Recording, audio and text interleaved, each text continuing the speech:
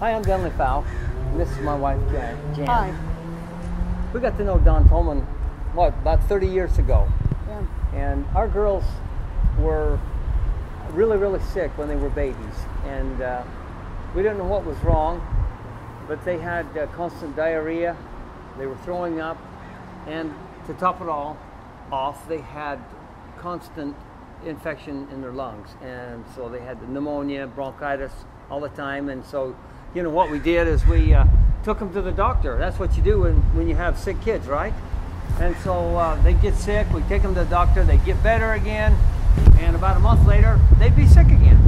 And we got on that drug cycle with our kids. And it got to be that the time period between each doctor visit was shorter and shorter and shorter. Finally, we got to the point where if our girls were not on medication, they were sick. And finally dawned on us that, hey, there's something wrong. There's something wrong with our kids. If they have to be on medication all the time, they can't live life like that. They can't go through life like that. So, you know, we got thinking, hey, we better check our kids to see what's wrong with our girls. So we took them to the doctor. Jan took them to the doctor, and he did his tests. And Jan, tell him what the doctor said. Well, after I got through with his test, he said, well, your kids have cystic fibrosis. And we were a little bit familiar with cystic fibrosis because Dently had a sister who had a baby before we got married that died 10 days after he was born with cystic fibrosis. Cystic fibrosis, he explained to me, is a disease of the pancreas. The pancreas does not digest the food, so therefore the throwing up and the diarrhea, because everything just kind of went through them, out one end or the other. The other thing it is it's a disease of the respiratory system. The lungs they coughed from the time they were really little. They had really deep barking coughs, and all the coughing caused a bunch of scar tissue and stuff in their lungs, which eventually made their lungs fill with fluid. He told me that the girls would have to be on more heavier doses of antibiotics. They would have to be on pig pancreas and a couple other medications that they would have to be on for the rest of their lives. He said their lifespan would be somewhere between 18 and maybe 20 years. I'd have to keep them in a bubble and run up to University of Utah Hospital a couple times a week to try to do some patterning and some kind of therapy for them, and that they would never have a normal life, never be able to reproduce, and their lifespan was about 20 years old. So I went home to tell Dently the good news, and what did you tell me, Dently? I said, no. I didn't feel good about it. I had lost a couple of close friends up at the University of Utah. I had it linked in my mind that people who went to University of Utah Medical Center didn't come back. And I just did not feel good about sending our babies to the hospital and to the doctors anymore. And does it really make sense that if having our kids on medication all these years and all this time, and they were getting worse and worse and worse, why would we want to put them on more medication and more drugs? It didn't make sense. What did Einstein say? You keep on doing the same old thing and expecting different results. That's the definition of insanity.